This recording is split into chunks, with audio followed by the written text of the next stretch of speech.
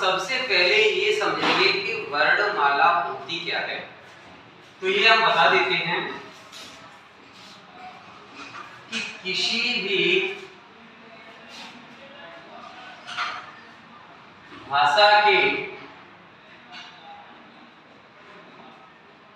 वर्णों को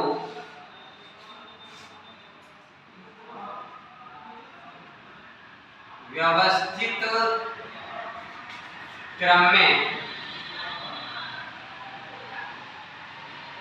लिखने को वर्णमाला कहते हैं, या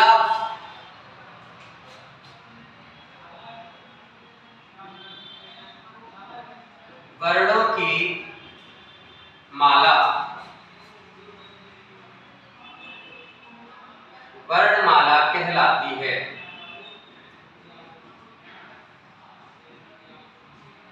अब सबसे पहले हम बात करते हैं कि अभी हमने बात करी वर्णमाला कि वर्णों की माला या किसी भी भाषा के जो वर्ण होते हैं उनको क्रमानुसार यानी कि सार्थक समूह में लिखने को भी वर्णमाला कहते हैं।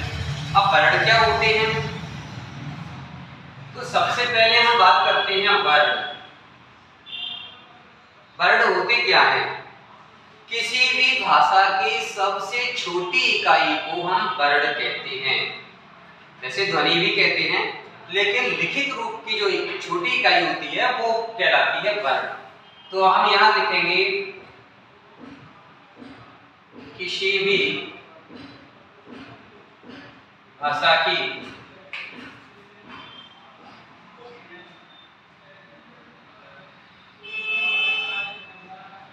लिखित रूप में सबसे छोटी इकाई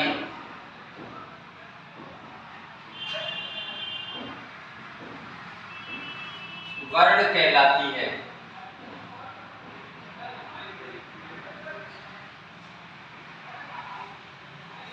ये वर्ण भाषा की छोटी से छोटी वो इकाई है कि इसके हम खंड नहीं कर सकते और खंड नहीं किए जा सकते। तो हम एक बात देख लेते हैं कि ये वर्ण होते क्या हैं। तो वर्णमाला में जो हम लिखते हैं, जो हमने ये लिखा क, या हमने लिखा ख, या हमने लिखा ना, ये अभी अक्षर हैं, वर्ण नहीं है। क्योंकि सबसे छोटी इकाई यानी जिसके खंड नहीं किए जा सके वो कहलाती है वर्ण। तो हम यहाँ इसके खंड कर सकते हैं, ये खंड हो गए। अब जो ये टुकड़े हुए तो ये कहलाएंगे वर्ण। क्या कहलाएंगे? वर्ण।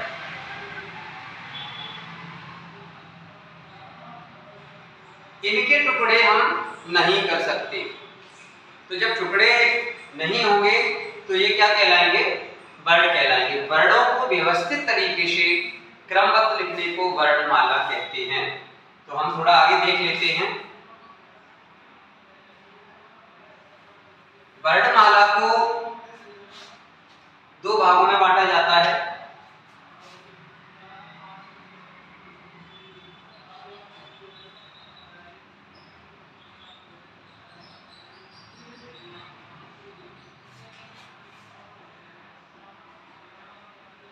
दो भागों में विभाजित किया जाता है। सबसे पहला आता है स्वर और उसके बाद आता है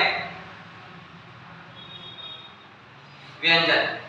वर्णमाला, स्वर और व्यंजन। तो सबसे पहले हम बात करते हैं स्वर।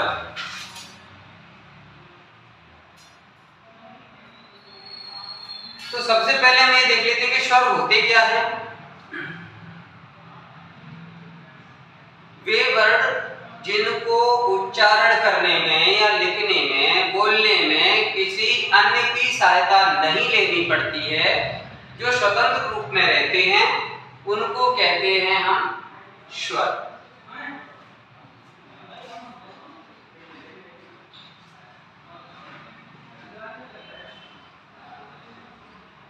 जो पूरी तरह से स्वतंत्र होते हैं या फिर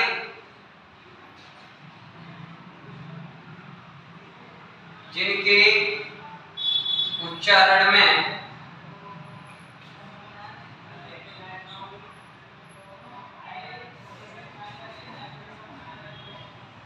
किसी दूसरे वर्ण की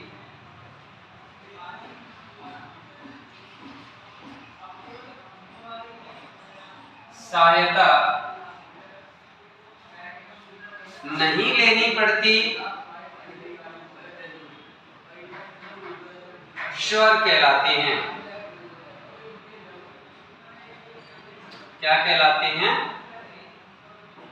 स्वर कहलाते हैं। स्वरों को बोलने में, लिखने में कभी भी दूसरे वर्णों की सहायता नहीं लेनी पड़ती है। ये अपने आप में पूरी तरह से स्वतंत्र रहते हैं। तो हम देख लेते हैं स्वर।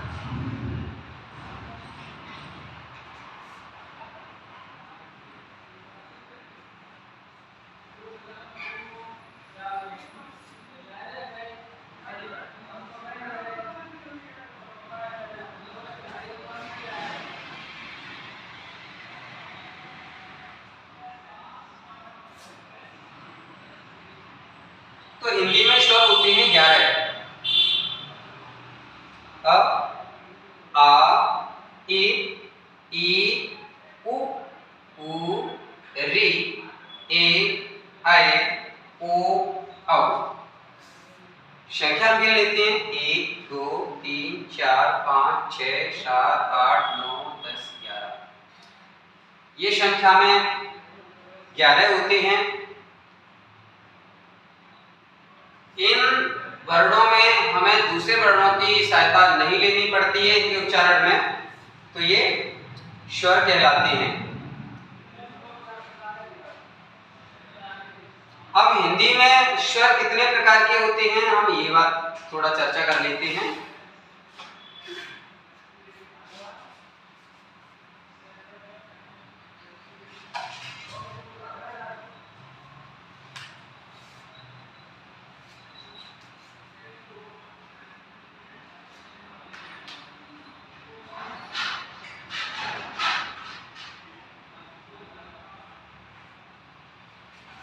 तो हिंदी में स्वर कितने प्रकार के होते हैं, यहां तक तो आपने समझ ही लिया होगा।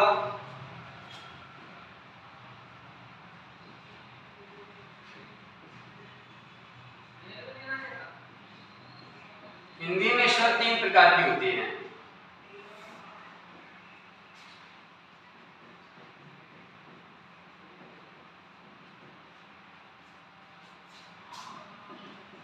पहला आता है ह्रस्व स्वर, दूसरा आता है दीर्घ स्वर और तीसरा आता है संयुक्त स्वर।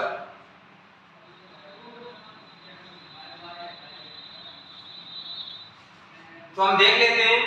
ह्रस्व का मतलब होता है छोटा, तो हम देखेंगे इसमें से छोटे वाले स्वर कौन कौन से हैं। अ, ई और उ, यानी कि रि, यानी कि ऐसे स्वर जिनके बोलने में एक मात्रा का समय लगता है, यानी कम से कम समय लगे, और इनके उच्चारण में हम चाहकर भी इन वर्णों पर ज्यादा देर नहीं रुक सकते। ह्रस्व स्वर कौन से होते हैं? जिन वर्णों के उच्चारण में उच्चारण करते समय हम ज्यादा देर तक नहीं रुक सकते, उनको हम ह्रस्व स्वर कहते हैं। तो ह्रस्व स्वरों की संख्या हिंदी में 4 होती है। कौन कौन सी हैं? अ, ई, उ और ऋ। जिनकी संख्या कितनी होती है?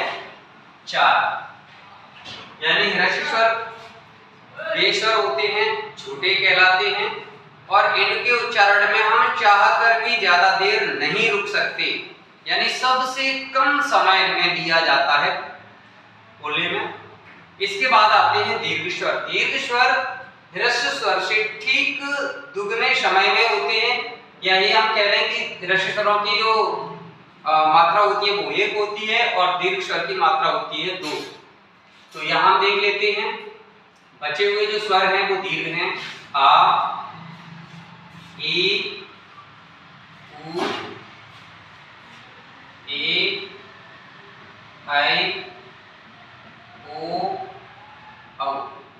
इनको भी हम दीर्घ स्वर में ही लेते हैं, लेकिन संयुक्त स्वर में भी इनमें से 4 स्वरों को हमने संयुक्त स्वर में जोड़ रखा है, जो है आपकी संयुक्त स्वर का मतलब होता है 2 स्वरों से मिलकर के बने हुए स्वर।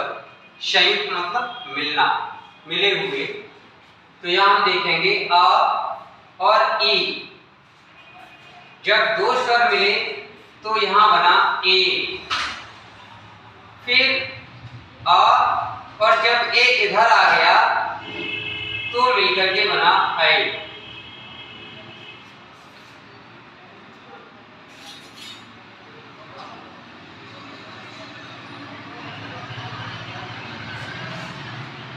इसके बाद हम आते हैं अ, उ, बराबर ये बना ओ और फिर यहां ओ आ गया और आ और ओ का जब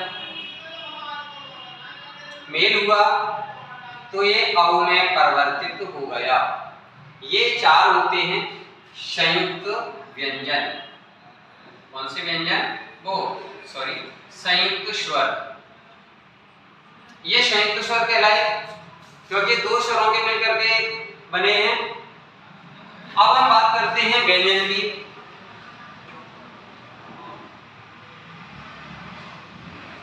व्यंजन क्या होते हैं? वे वर्ण जिनके उच्चारण में, लिखने में दूसरे वर्णों की जो सहायता ली जाती है वो कहलाते हैं व्यंजन। इनकी संख्या 33 मानी गई है।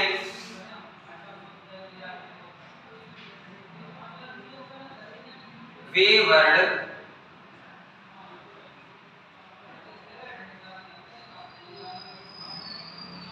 जिनके उच्चारण में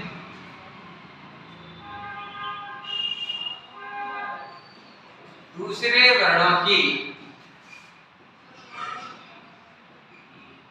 सहायता ली जाती है व्यंजन कहलाते हैं।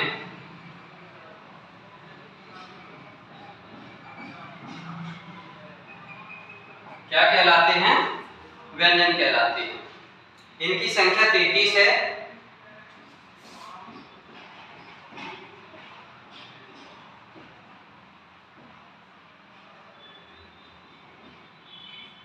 इनकी संख्या 33 है। तो 25 व्यंजन है वो वर्ग में आ जाते हैं, 4 अंतस्थ व्यंजन में और 4 ऊष्म व्यंजन में, यानी 8 वो व्यंजन मिलकर के 33 व्यंजन हो जाते हैं।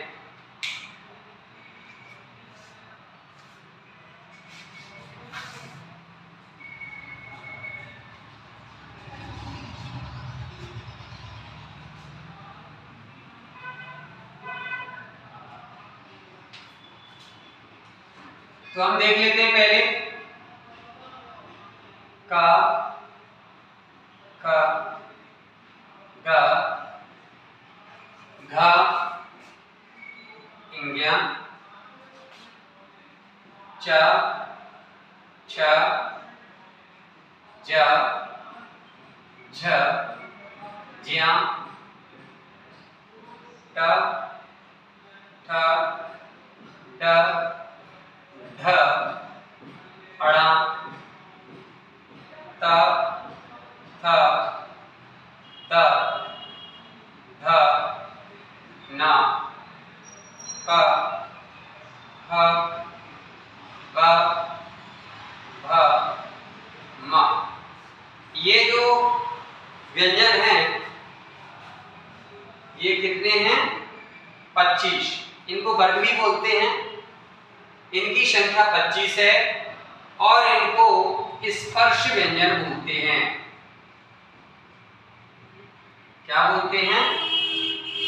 स्पर्श व्यंजन बोलते हैं। क्यों बोलते हैं? क्योंकि इन व्यंजनों के उच्चारण में जब जीभ का कोई ना कोई भाग मुंह के किसी न किसी भाग में स्पर्श करता है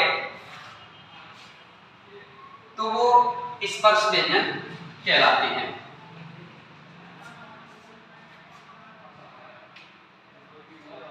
इसके बाद आते हैं या, र, ल, व।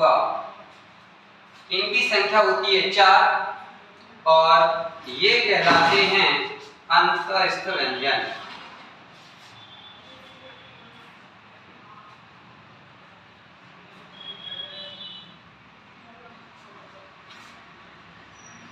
श, श, श, ह। इनकी भी संख्या 4 होती है और ये इन्हें कहते हैं हम ऊष्म व्यंजन। जब इन व्यंजनों के उच्चारण में जो हमारी मुख में घर्षण होता है या जो ऊष्मा निकलती है, और हम जैसे बोलेंगे श, श या ह, तो हम देखते हैं कि हमारे मुख से कुछ ना कुछ हवा बाहर निकलती है, ऊष्मा बाहर निकलती है। इसलिए हम इनको कहते हैं ऊष्म व्यंजन। यानी हमारे शरीर की जो इन वर्णों के उच्चारण में जो मुख से ऊष्मा बाहर आती है, इसलिए हम इनको ऊष्म व्यंजन कहते हैं। अब इसके बाद हमारे जो व्यंजन बचते हैं वो हैं संयुक्त व्यंजन, यानी कि दो व्यंजनों के मिलकर के जो बने हैं वो संयुक्त व्यंजन है। वो संयुक्त व्यंजनों की संख्या हिंदी में 4 रखी गई है। ये देखेंगे हम।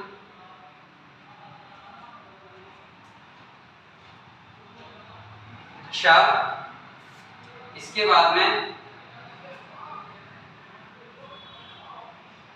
त्र,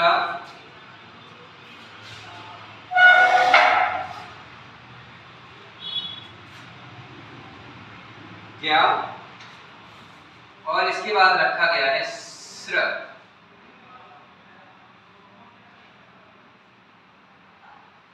ये 4 जो रखे गए हैं व्यंजन, इनको कहते हैं संयुक्त व्यंजन।